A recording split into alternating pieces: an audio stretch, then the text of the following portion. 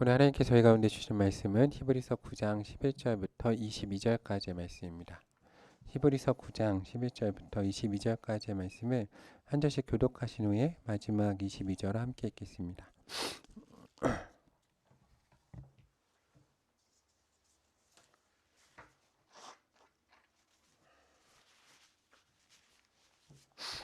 히브리서 9장 11절부터 22절 한 절씩 교독하시고 마지막 22절을 함께 읽겠습니다. 그리스도께서는 장래 좋은 일에 대제사장으로 오사 손으로 짓지 아니한 것 곧 이 창조에 속하지 아니한 더 크고 온전한 장막으로 말미암아 염소와 송아지의 피로 하지 아니하고 오직 자기의 피로 영원한 속죄를 이루사 단번에 성소에 들어가셨느니라.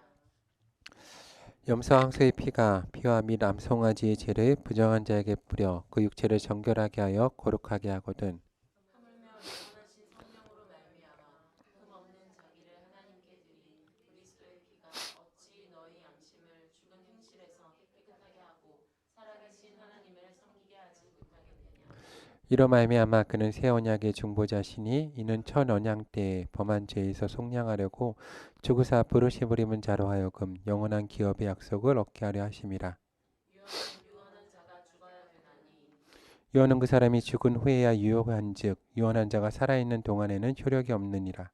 이러므로 첫 언약도 피 없이 세운 것이 아니라 모세가 율법대로 모든 계명을 온 백성에게 말한 후에 송아지와 염소의 피 및 울과 붉은 양털과 우수초를 취하여 그 두루마리와 온 백성에게 뿌리며 이르되 이는 하나님이 너희에게 명하신 언약의 피라 하며 또한 이와 같이 피를 장막과 섬기는 일에 쓰는 모든 그릇에 뿌렸느니라. 율법을 따라 거의 모든 물건이 피로써 정결하게 되나니 피 흘림이 없은즉 사함이 없느니라. 아멘. 오늘 하나님의 크신 사랑과 은혜가 하나님께 사랑하시는 하늘의 교회와 모든 성도님들 가운데 함께 하시기를 소망합니다. 주께서 이 시간도 저희 가운데 임하시고 은혜를 허락하시고 만나주실 줄로 믿습니다. 저희가 믿는 하나님은 늘 사랑이십니다. 우리가 이 하나님은 사랑이시다라는 중요한 신앙 고백 하에 우리의 신앙을 세우고 우리의 모든 것을 이 가운데 이해를 해야 됩니다. 이것이 우리의 가장 큰 신앙의 기초입니다. 하나님이 사랑이시라는 이 신앙의 기초를 벗어나서 이제 소위 말하는 이제 종교 생활을 하게 되면 종종 우리가 바른 신앙에서 벗어나는 경우가 종종 있습니다. 하나님과의 관계성과 하나님을 아버지로 모시고 하나님의 마음을 이해해야 되는데 종종 우리 가운데 있는 열심이 종교성이 우리를 앞서가는 경우가 있습니다. 제가 이제 아이가 지금 셋이나 있어서 지금은 나름대로 베테랑 아빠라고 생각하지만 예전에는 되게 초보 아빠였을 때가 있습니다. 초보 아빠였을 때, 초보 아빠였을 때가 있는데 집에서 초보 아빠였을 때 아이를 자주 안아줬습니다. 자주 안아줬는데 초보 아빠였을 때 이제 지금은 그런 실수 안 하는데 자주 한 실수가 있습니다. 저 첫째가 이제 막 말을 시작했을 때 이제 단어로 말을 할 때 있지 않습니까? 뭐 아빠 뭐 아기 자기를 항상 아기라고 그랬는데 제가 이제 초보 아빠였을 때 아기를 안고 일어날 때 아기를 안고 일어날 때 항상 내 머리 위가 아니라 아기 머리 위를 살펴야 됩니다. 근데 이제 내 머리 위만 살피고 일어났는데 첫째 위에 신발장이 열려 있는 걸 못 본 거예요. 그래가지고 첫째가 신발장에 헤딩을 한 거죠. 헤딩을 해서 크게 다칠 뻔했는데 크게 다치진 않았어요. 근데 이제 단어가 있잖아요. 사용하는 단어가 있어서 딱 두 마디를 했어요. 뭐냐면 아가 아빠 그러는 거예요. 근데 그 말을 듣는데 마음이 찢어지더라고요. 마음이 초보 아빠임에도 불구하고 마음이 찢어져서 이 아빠가 초보여서 애가 고생하는구나. 그래가지고 저희 첫째만 보면 가끔 이 생각이 납니다. 가끔 그런 생각이 나요. 그때 참 아는 게 이 초보 아빠인 저도 그리고 그러니까 한국 남자들이 좀 불행한 면이 있어요. 그런 면에서 왜냐하면 제가 보니까 엄마랑 아빠는 많이 다릅니다. 저도 해보고 좀 많이 놀란 게 이게 딴 얘기를 하면 안 되죠. 설교 시간에 저는 제 아이가 태어날 때 되게 감동할 줄 알았거든요. 그런데 어, 깜짝 놀란 게 정말로 어, 그냥 아무 생각 안 듭니다. 정말로 그때 정말 깜짝 놀랐어요. 그래가지고 처음에는 약간 연기를 했습니다. 연기를 감동한 척. 왜냐하면 너무 제 자신이 놀랐어요. 제가 그럴 줄 몰랐는데, 근데 이게 애착 관계가 생겨야 됩니다. 그래서 둘째, 셋째부터는 안 그러는데 첫째 때는 그러더라고요. 근데 애착 관계 3개월 정도 걸리더라고요. 3개월 정도 있으니까 생기더라고요. 그래서 근데 그때 제가 참 한국 아버지가 불행할 수 있구나 생각한 게, 저는 교육자라서 집에서 애를 볼 수 있는 은혜가 있어가지고 애기를 보니까 이게 애착 관계가 생기더라고요. 근데 한국의 많은 아버지들은 이게 안 생길 수 있구나. 그래서 아버지 육아휴직 내고 힘들어도 애를 보는 게 중요하다. 저는 그렇게 생각하는 게, 그래야 이 애착 관계가 생기더라고요. 그래가지고 생겼는데, 근데 우리가 종종 이런 중요한, 우리가 말로 할 수 없는 느낌이나 관계라는 것들이 분명히 존재합니다. 그렇죠? 그러니까 요즘에 얼마 전에 인터넷에 봤는데, 요즘에 육아 가운데 하나가 그 미국식이나 보통 서양에서 그렇게 육아를 하는데, 아기가 처음에 태어나면 이제 아기를 그냥 방에 혼자 두고 이제 재웁니다. 울 때까지, 안 울 때까지. 그럼 안 웁니다. 포기하면. 그렇게 키우는데, 저는 그게 너무 이제 교과서적으로 우리가 배우면 종종 그런 실수를 한다라고 생각합니다. 왜냐하면 우리가 관계성에, 이 어릴 때만 경험할 수 있는 관계성이라는 게 있거든요. 그때 이 느낌. 그런 것들은 또 하나도 우리가 생각하지 않는 거죠. 그러니까 다른 다큐를 보면 아픈 아기들이 있을 때 아빠들이 자기 이렇게 아이를 배 위에 얹어놓고, 저도 금식하기 전에 되게 이렇게 배가 풍만해가지고 아이를 배 위에 얹어놓으면 애가 침대처럼 생각하고 깊게 잠들었는데, 예, 그러면 아기가 확실히 빨리 건강해진다라는 그런 연구도 있습니다. 그러니까 어릴 때 이게 형성되는 애착 관계는 절대 무시할 수가 없거든요. 근데 우리가 종종 이런 사소한 것들의 중요성을 알지 못하고 놓치면 성경이나 관계성에 있어서 깊은 의미를 찾지 못합니다. 그러니까 오늘 말씀도 우리가 읽어보면 히브리서 같은 경우만 보아도 벌써 히브리서가 기록될 시점쯤을 보면 상당히 기독교가 이제 좀 정착하는 시점. 그래서 예수님을 삶에서 경험한 사람들이 다음 세대로 넘어가는 시점입니다. 그래서 조금 어색한 표현이 나옵니다. 어색한 표현. 그러니까 오늘 말씀을 자세히 읽어보신 분들은 어색한 표현이라고 느낄 수 있는 표현이 있습니다. 뭐냐면 이 14절이 되게 중요한 표현인데, 하나님의 영원하신 성령으로 말미암아 흠없는 자기를 하나님께 드린 그리스도의 피가 어찌 너희 양심을 죽은 행실에서 깨끗하게 하고 살아계신 하나님을 섬기게 하지 못하겠느냐. 여기서 이제 그리스도의 피라는 게 사실은 되게 어색한 표현입니다. 왜냐하면 우리가 보통 예수님의 보혈의 능력이나 예수님의 보혈로 표현하는데, 그리스도라고 하면 이제 유대인의 사상 가운데 왕이죠.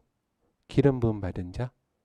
그리고 또 예수님을 육신으로 경험한 사람들 가운데는 예수란 이름을 빼고 그리스도라고 표현하면서 이 그리스도의 피라라고 표현하고 보혈이라고 표현한다는 것은 상당히 어색한 표현일 수 있습니다. 그런데 이 세대가 넘어가고 이 세대가 넘어가면 이런 표현들이 나올 수 있는 겁니다.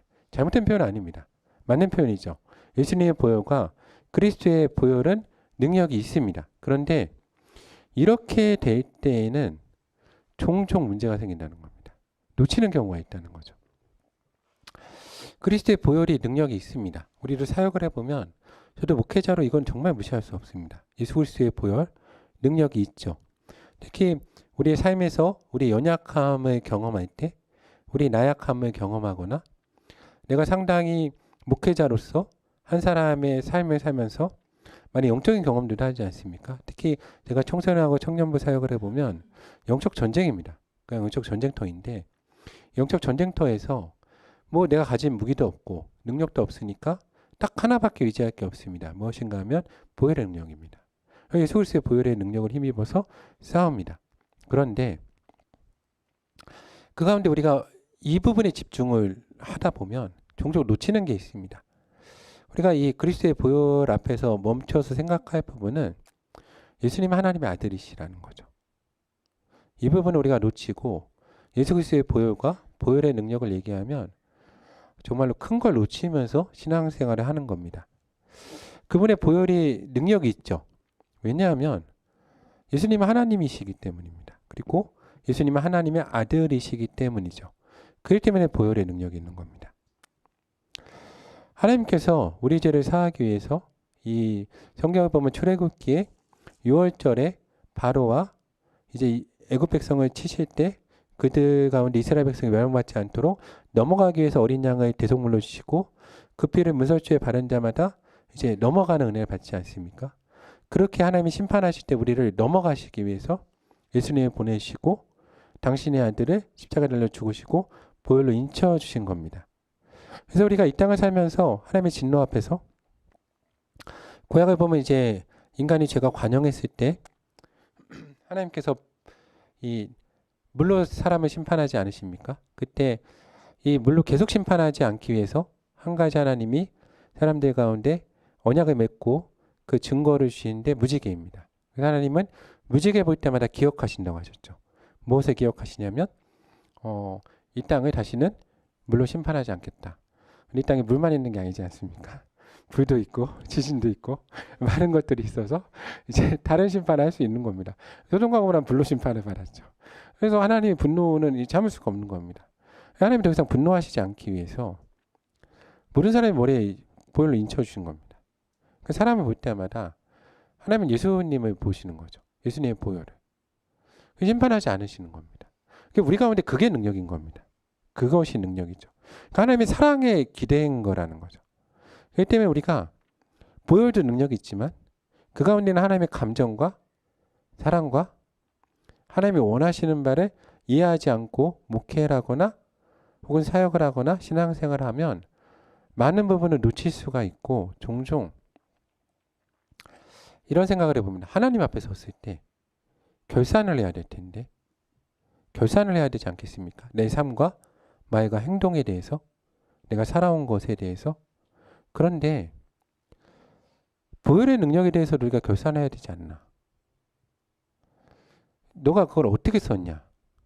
라고 물어볼 때 이 부분에 대한 결산을 어떻게 할 것인가? 하나님 앞에 섰을 때 종종 이런 두려운 마음을 가지고 목회를 합니다. 제가 전도사 사역을 할 때 저희 교회 선생님이 이제 같이 사역을 하던 선생님이 한 학생을 이제 데리고 왔습니다. 한 학생이 있는데 그분의 이제 직장 동료의 딸이었는데 좀 문제가 있다고 저한테 문제가 있다고 그래서 좀 만나봤으면 좋겠다. 영적인 문제가 있다. 그러니까 제가 사역을 하면서 좀 영적 문제 있는 친구들을 많이 만나서 그런 친구들을 데려왔습니다. 이제 고등학생이었습니다. 고등학생인데 이제 그 아버지가 젊은 나이에 승진을 해서 40대 초반에 교감 선생님이 됐고 어머니는 뭐 이제 미술 선생님이면서 미술 작가였습니다. 그러면서 되게 성공가로 달린 거죠. 두 명이. 그러다 보니까 딸이 한 명 있는데 그 딸을 이제 어릴 때는 외할머니한테 맡겼습니다. 외할머니한테 맡겼는데 외할머니한테 맡기고 초등학교 정도가 됐더니 외할머니가 이제 소천하셔가지고 그 다음에 약간 초등학교 나가서 학원이랑 방치가 된 겁니다.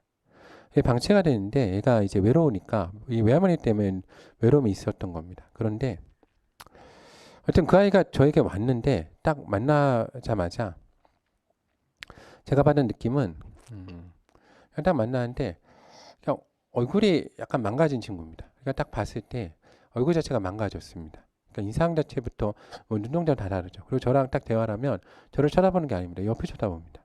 계속 뭘 하냐면 종이를 딱 갖다 놓고 계속 이렇게 어머니가 미술 작가이신데 재능이 있는 거죠. 이제 정말 미친 듯이 그림을 그립니다. 계속 저랑 얘기를 하면서도 그 그림을 그리는데 만화 캐릭터를 계속 그립니다. 캐릭터를 그리는데 캐릭터마다 이제 이름을 다 씁니다. 이름을 쓰는데 그게 이제 그 신화에 나오는 그 신들의 이름을 다 밑에다 씁니다. 쓰면서 걔랑 계속 대화를 하는 겁니다. 저랑 얘기를 하면서 계속 걔랑 대화를 하고 그리고 그런 과정에 그려보면 되게 섬뜩한 게 그러면 딱 그런 걸 보면 눈을 그리면 눈동자는 하얀색으로 그리고 신자는 까만색으로 그려놓습니다. 아주 그려보면 섬뜩합니다. 그래서 계속 이렇습니다. 그래서 그 친구를 딱 보자마자 제가 왜 나한테 데려왔지? 저 친구는 정신병원에 가야 되는데 그래서 그 어머니한테 정신병원에 가셔야 되겠는데요? 라고 했습니다. 근데 그 친구가 저랑 딱 얘기를 하다가 그렇게 얘기를 하는데 갑자기 딱 고개를 들더니 저랑 눈이 딱 마주쳤습니다. 눈이 딱 마주치니까 눈물이 쫙 흐르는 겁니다. 눈물이 딱 흐르더니 정신이 돌아왔습니다. 그러니까 그 친구 어머니 말씀에 따르면 3년 만에 처음으로 정신이 돌아왔답니다. 그리고 자기 얘기를 하는 겁니다. 자기 얘기. 무슨 일이 있었는지.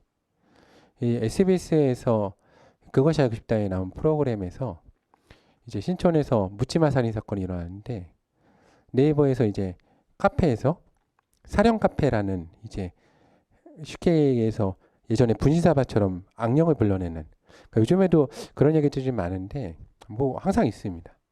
그 영을 불러내는 카페인데 자망령이라고 합니다. 자망령이라고 해가지고 그 자기들 용어로 자기 수호신처럼 불러내서 어떻게 노냐 하면 지금 우리가 그러니까 우리도 되게 조심해야 되는 게 가상현실 정확히 가상현실하고 똑같습니다. 가상현실처럼 영적으로 가상현실을 만들어 놓고 그 공간 안에 서로 만나는 겁니다.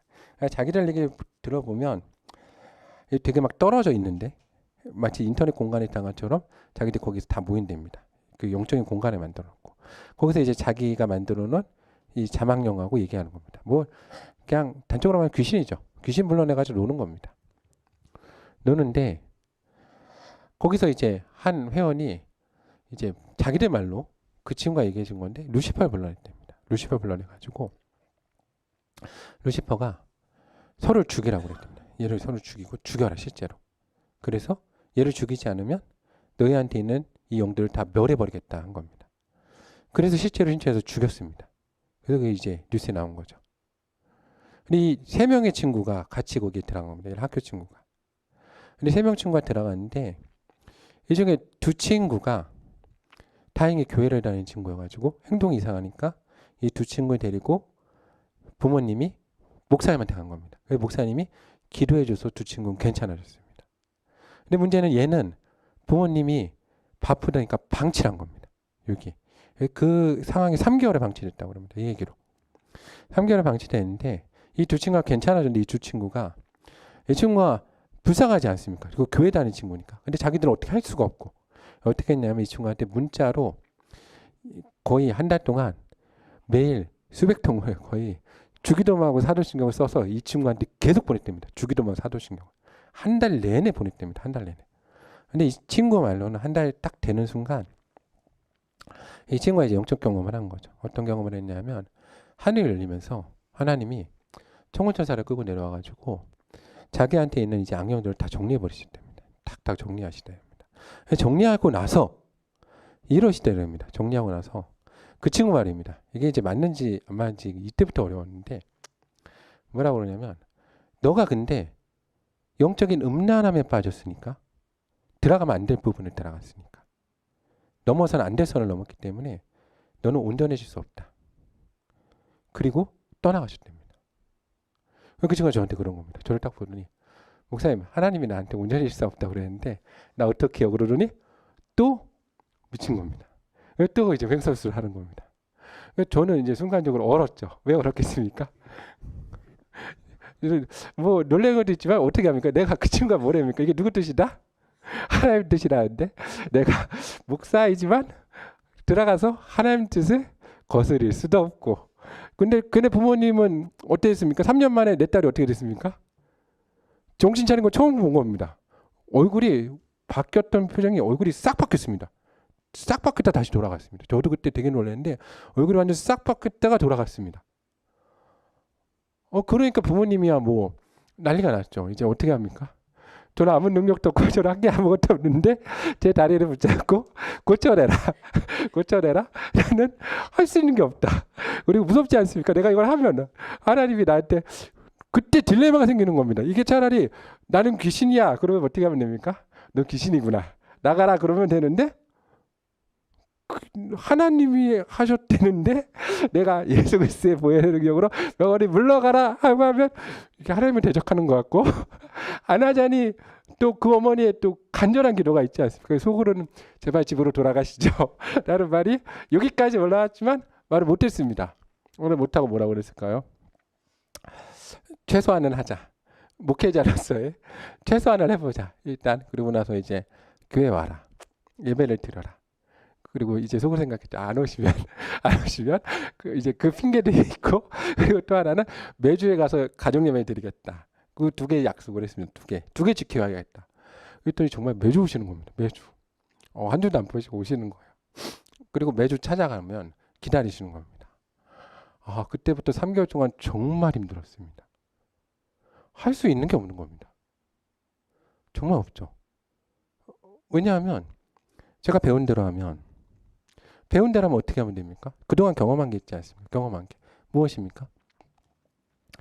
그냥 그런 친구 있으면 찾아가서 나사렛 예수 그리스도를 명하노니 네 이름 무엇이냐 하고 뭐라고 하면 예수 그리스도 이름 명하노니 나가라고 하는데 이 친구는 자기 입으로 뭐라고 했습니까? 자기 입으로 한 말 있잖아요.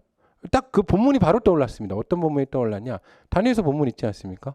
느부갓네살 왕이 그 딱 산에 올라서 교만하니까 하나님이 너들의 짐승처럼 될 것이다. 내가 뭐라고? 이게 어려운 겁니다. 3개월을 갔습니다. 그래도 가면은 애가 막 이렇게 근데 너무 신기한 게 집에 딱 오면 보통 안 오지 않습니까? 학교 끝나고 옵니다. 딱 시간을 맞춰서 와서 앉아 있습니다. 그 시간에 앉아 있으면 이제 가서 어머니랑 그 가족들의 간절한 눈빛이 있지 않습니까? 간절한 눈빛. 우리 뭔가 하겠다. 그러면 아무것도 못하지만 가서 이제 머리에 손을 얹고 예수 그리스도의 이름으로 기도 간절히 합니다. 그러면 난리를 핍니다. 어떻게 난리 피냐? 제가 뭐 때린 것도 아닌데 아프다고 죽는다고 손을 떼라고 그러면 부모님도 난리가 나지 않습니까? 그러면 손을 뗍니다. 그러면 씩 웃으면서 쳐다봅니다. 그때 그 자존심의 상함 다혜는 목회자인데 어떻게 이렇게 자존심 상함 너무 힘든 겁니다. 3개월이 지났는데 할 수 있는 게 없는 겁니다. 그래서 정말 그때 목회자로서 내가 이 목회는 이제 앞으로 하지 말아야겠다.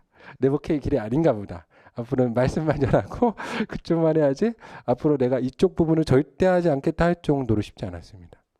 그런데 3개월 하고 한 6개월 정도 됐나? 이렇게 끌 수는 없다 라는 생각이 들었습니다. 그리고 뭐가 잘못됐을까? 그리고 하나님이 왜 나에게 보내셨나? 왜 나에게 보내셨나? 이 두 부분을 가지고 고민해 보는 겁니다. 그리고 이 주를 정말 깊게 금식하며 기도했습니다. 내가 뭘 잘못하고 있나? 뭐를 놓치고 있을까? 하나님이 원하시는 건 뭘까? 그래서 근본부터 다시 기도해 보는 겁니다.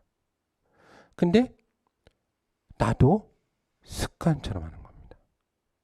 익힌 게 있으니까. 그렇죠. 본 게 무서운 겁니다. 본 게. 계속 본 게 뭡니까? 계속 내가 하면서 경험한 게. 그런 일 있으면 그냥 자동적으로 능력 대 능력으로 가는 겁니다. 힘 대 힘으로 가고. 그리고 당연히 어디에 능력이 있으니까? 예수님의 보혈의 능력이 있으니까 그냥 보혈의 능력 그래서 눌러버리고 쫓아버리는 거 그런 사역에 집중을 했던 겁니다. 그런데 아버지의 마음이라는 게 있다는 거죠. 하나님은 뭘 원하실까? 하나님은 누구신가? 이걸 놓친 거죠. 이걸 놓친 겁니다. 왜냐하면 그 아이들의 말을 다 믿을 필요 없은 겁니다. 그 아이의 말을 다 믿을 필요가 없잖아요. 그렇죠? 왜냐하면 내가 직접 들은 게 아니잖아요. 그것도 놓친 거죠. 하나님과 내가 1대1로 섰던 것도 놓친 겁니다. 하나님께 그래서 처음부터 근본으로 들어가서 철저히 기도했습니다. 그때 가장 중요한 건 무엇입니까? 근본되는 거, 놓치지 말아야 되는 거, 제가 딱 기억해낸 게 있습니다. 내가 놓치고 있었구나. 몇 가지를. 첫 번째, 언제부터 남의 얘기 들었던가. 저 남의 얘기 잘 안 듣는데 갑자기 남의 얘기 듣기 시작하는 겁니다. 하나님께 직접 물어보자. 하나님께 직접 물어보자. 두 번째, 내 신앙의 근본이 뭐였나? 근본은 뭐였냐? 하나님의 사랑이십니다. 근데 이거는 정면으로 배치되는 겁니다. 제 신앙과. 왜냐하면 내가 만난 하나님의 사랑이신데 하나님은 그런 분 아닙니다. 그리고 세 번째, 정말 회개한 게 있습니다. 무엇이냐면 저도 어느 순간 바뀌었다는 거죠. 제가 중고등학교 때는 그렇죠.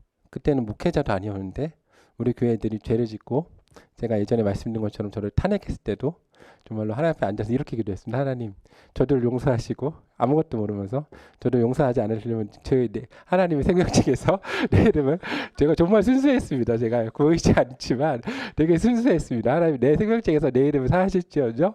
그들을 그렇게 기도할 때 하나님이 정말 다 돌려주시더라고요. 정말 나중에 이거 정산할 거 생각하면 정말 하나님 앞에 내가 그때 괜히 기도한다 라는 생각으로 앞으로 요즘도 그런 기도 요즘에 합니다. 이제 우리 교회 교인들을 위해서 기도하지만 부모사 때 잘 안 했습니다. 왜냐면 그 정산할 거 생각하니까 이런 기도 한 번 하면 안 돼. 근데 그 기도를 안 하고 있는 겁니다. 왜냐면 그 아이는 정말 죽을 것 같지만 뭡니까? 죽을 것 같은 아이 앞에서도 내가 목회자를 하면 당장 뛰어들어가서 어떻게 해야 됩니까? 하나님 살려주세요 해야 되는데 못하는 겁니다. 왜? 그 마음이 이미 없는 겁니다. 나한테. 그 정확하게 나를 비춥니다. 그래서 제가 정확히 깨달은 건 이겁니다. 나를 비치고 있구나. 나를 비치고 있는 겁니다. 나를. 내가 먼저 해결해야 됩니다.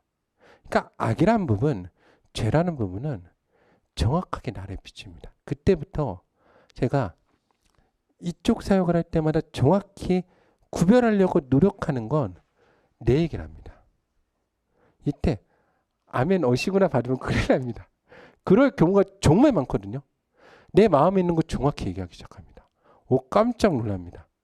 그 유혹, 그 말하는 것들이 있습니다. 거기에 속아서 들어가면 안 됩니다. 그러니까 이 세 가지 놓치면 목회 못합니다. 첫 번째, 내가 하는 게 직접 들어야 됩니다. 내가 처음 만난 하나님. 하나님이 사랑이십니다. 세 번째, 목회자이기 때문에 항상 모세와 같이 내 이름을 생명책에서 제하실지언정 저를 용서해 주십시오. 라는 마음이 없으면 못하는 겁니다. 그 기도를 다시 했습니다. 근본부터. 어떻게 기도합니까? 하나님이 사랑이신데 내가 아는 하나님 그렇게 말씀하실 리가 없습니다. 하나님 왜 그러셨습니까?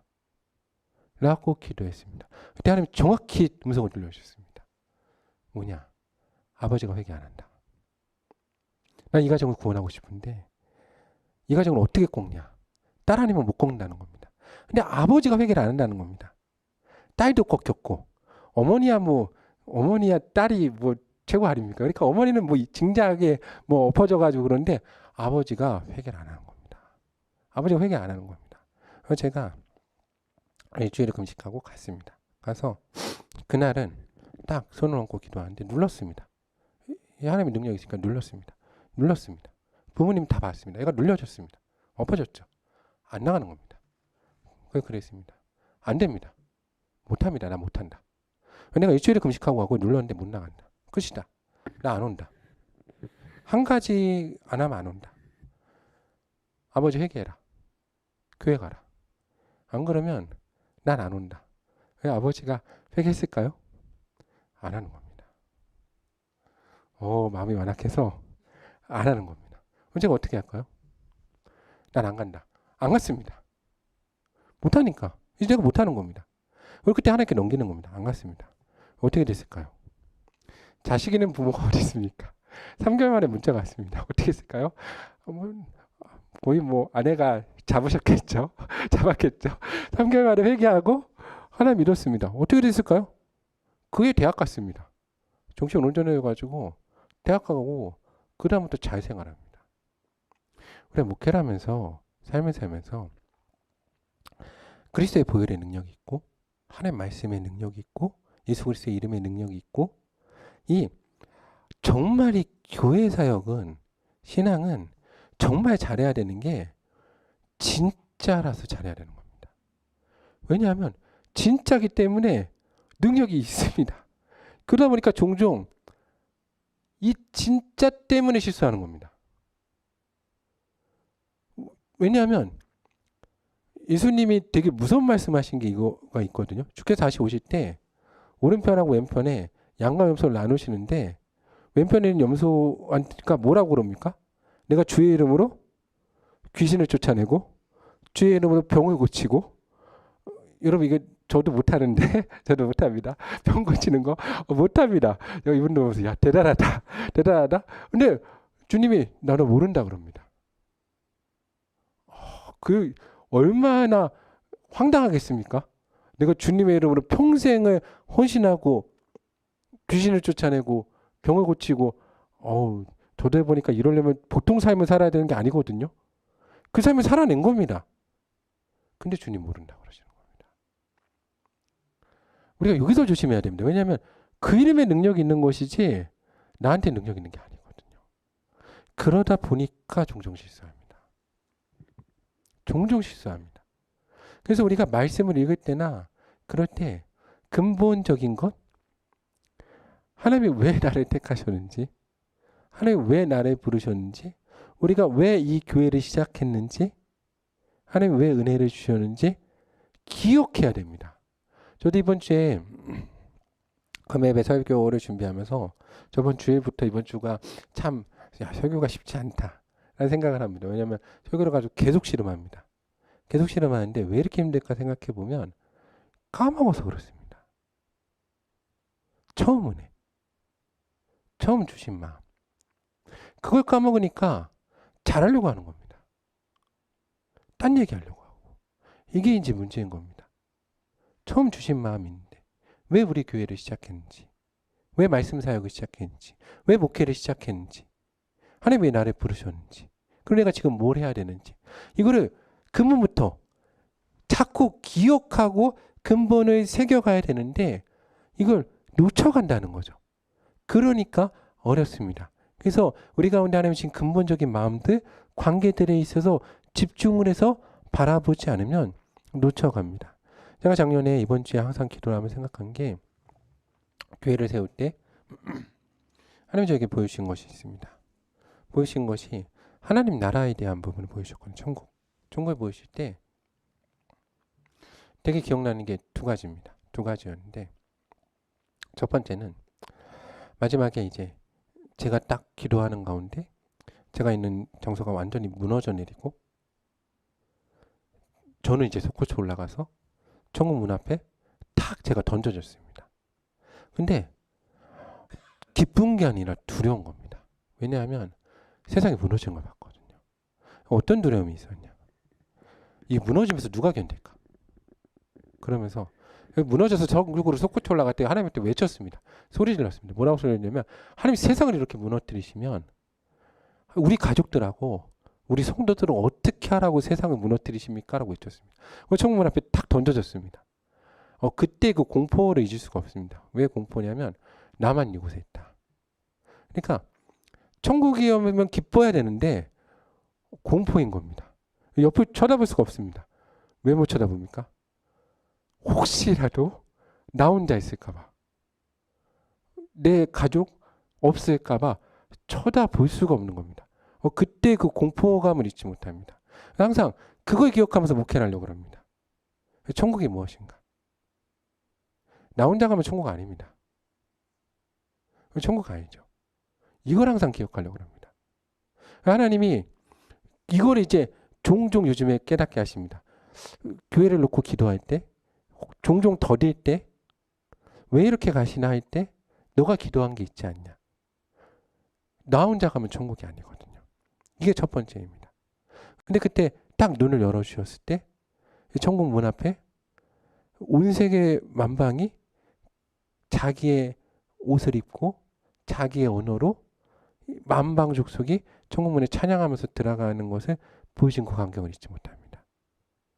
나도 저기 들어가고 싶다는 소망, 열망. 그럼에도 나도 들어가고 싶다. 두렵지만 그때 그 욕심, 저기는 나는 들어가고 싶다. 그때 정말로 금식하면 다 내려놨는데 그 열망은 잊지 못합니다. 나도 저기에 끼고 싶다. 그 열망. 그러면 어떻게 해야 되겠습니까? 나만 못 들어가는 겁니다. 그러면 생각이 든 거죠. 어떤 생각입니까? 다 데리고 들어가야겠다. 그럼 다 데리고 들어가야겠다. 그럼 다 데리고 들어가야겠다. 그럼 왜 개척을 해야 되나? 에 대한 다음 장면을 보여주신 게 기억납니다.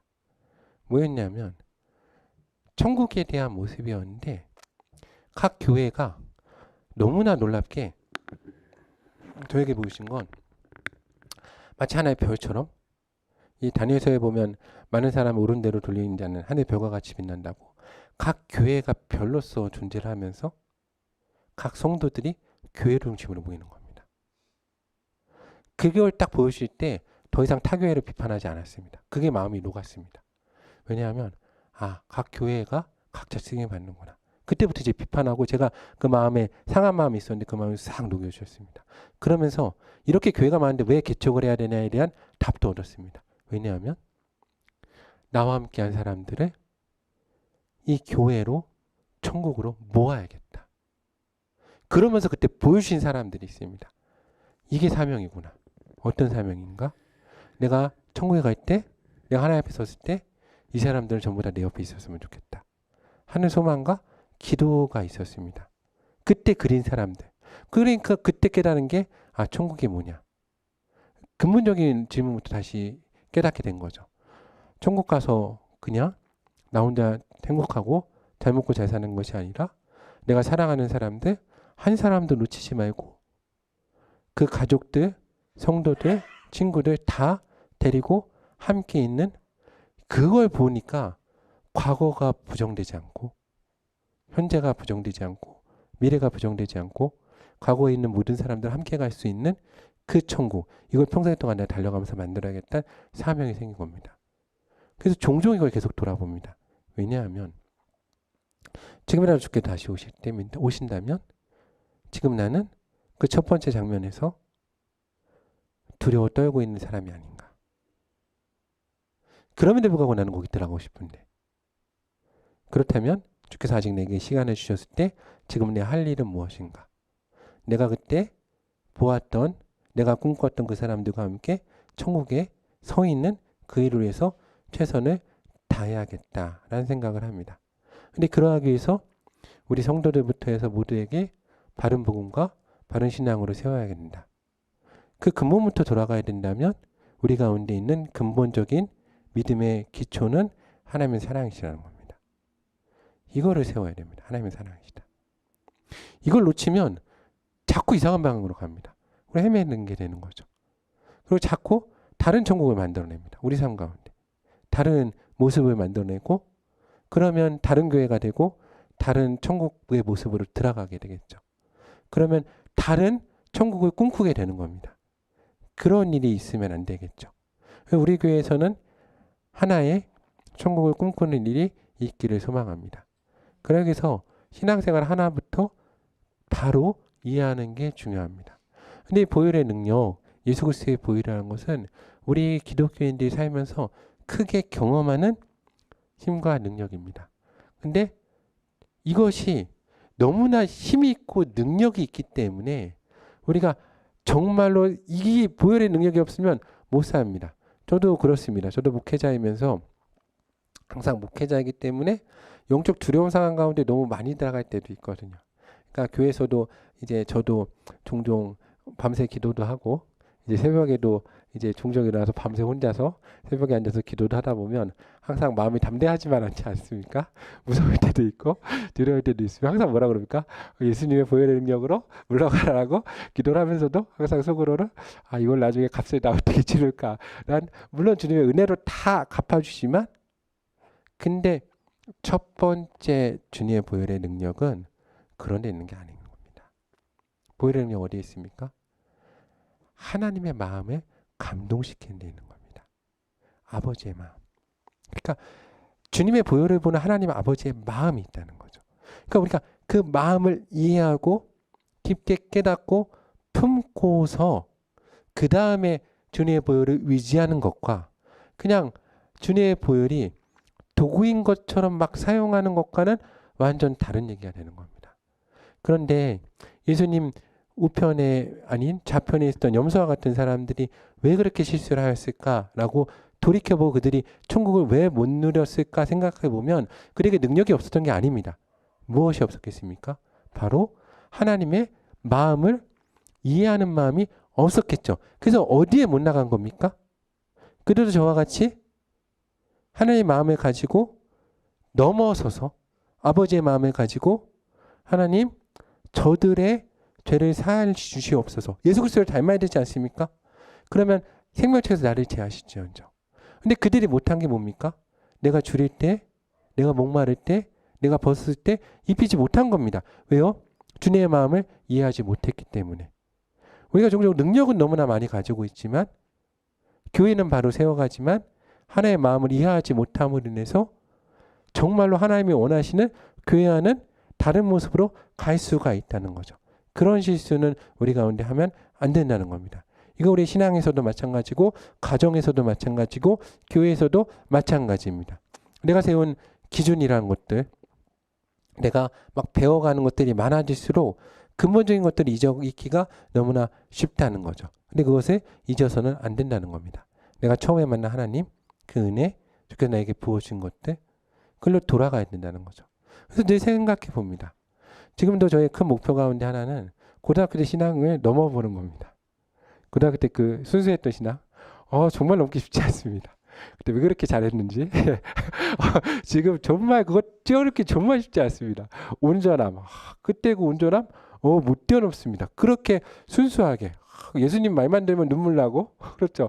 회개만 해도 그 찬양만 들어 눈물 나는 거 지금은 눈을 찔러도 눈물이 안 나올 때가 많은데 그때는 정말 보면은 내가 왜 그랬나?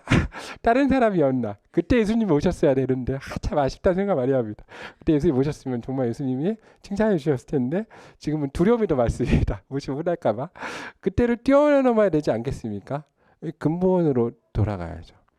하나님 우리 가운데 주신 마음. 그래서 부끄럽지 않도록. 그런데 세대화가 지나고 시간이 지나면 종종 잊혀지고 잘못된다는 겁니다. 그래서 언어의 선택도 상당히 중요합니다. 저는 이게 우리도 신경 써야 될 말이라고 생각합니다. 언어의 선택. 그러니까 오늘 우리가 그냥 단순하게 그리스도의 피란 언어의 선택도 사실은 상당히 그래서 중요하다라고 생각합니다. 우리가 예수 그리스도를 놓쳐서는 안 됩니다. 오늘 이게 틀리다거나 능력이 없다는 건 아닙니다. 그런데 우리가 더 신앙이 성장해 갈수록 믿음이 커갈수록 놓치지 말아야 될 것들, 신경 써야 될 것들이 있습니다. 그래야만 우리가 온전함 가운데 거할 수 있습니다. 저는 저와 하늘의 교회 성도들 모두가 주 앞에서 주님 오실 때 같이 서서 기쁨 가운데 주를 맞이할 수 있는 소망이 있기를 소망합니다. 그래서 우리가 그 꿈을 놓쳐서는 안 됩니다. 그걸 놓치면 다 무너집니다. 근데 그걸 붙잡으면 다 허용할 수 있습니다. 이게 참 중요합니다. 그래서 우리 성도님들이 함께 천국을 꿈꾸고 또 함께 주님을 사랑하고 하나님의 사랑 가운데 거할 수 있는 하늘의 교회 모든 성도가 되기를 소망합니다. 함께 기도하겠습니다.